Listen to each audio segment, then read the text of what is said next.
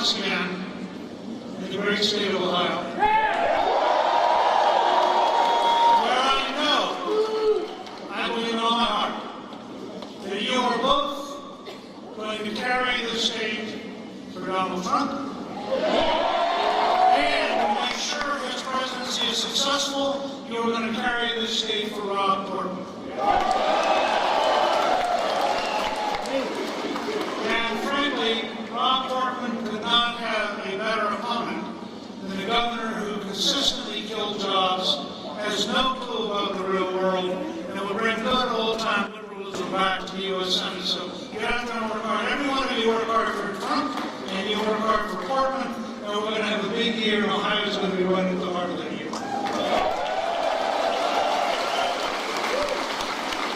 Before I introduce the next president,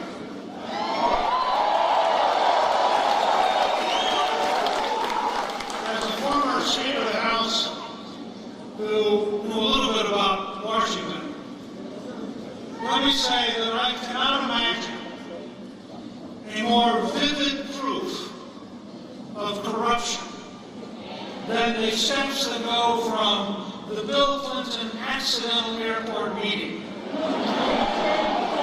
the Saturday of the 4th of July weekend interview, to the Tuesday after the 4th of July weekend conclusion based on the total non-analysis of the interview, to the Attorney General this afternoon announcing with great surprise that she accepts the FBI Director's total sellout of the American system.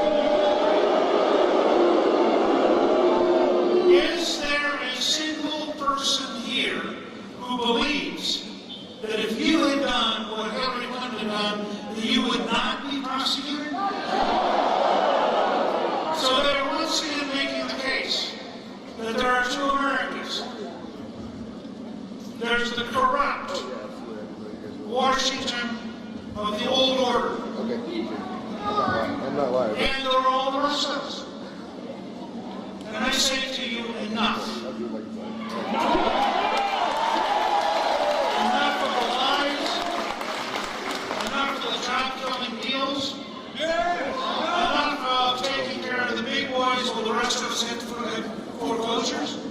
Let's go down the list. And enough of lying to us about a person who deliberately obstructed justice and any rule of law would today be facing a grand jury, not an election.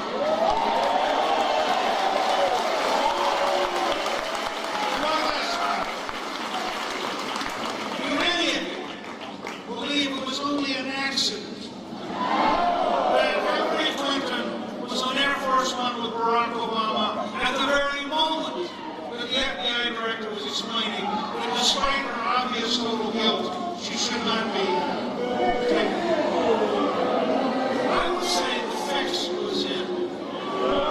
Now, let me tell you why I'm so proud to be here. I used to study and teach history. I spent a lot of time in politics.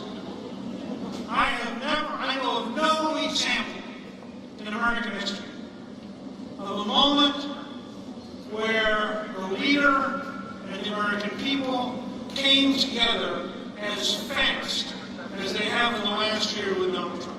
I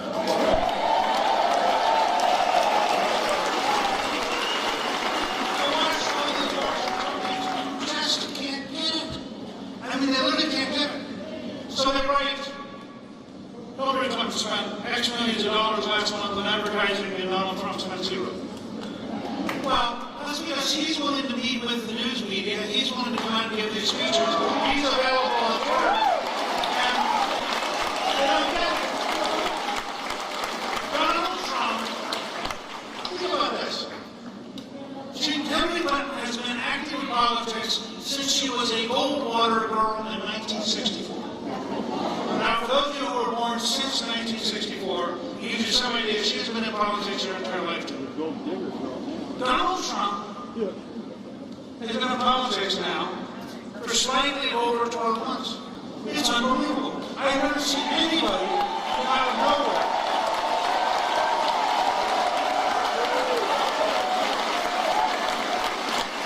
You know, that's from a lot of parties.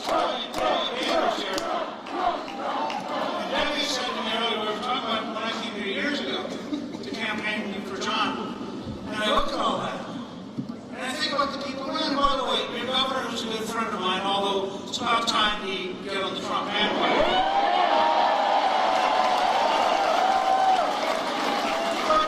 But your governor was a candidate. You know, former Governor of Florida is a candidate. Ted Cruz is a candidate. These are not trivial people.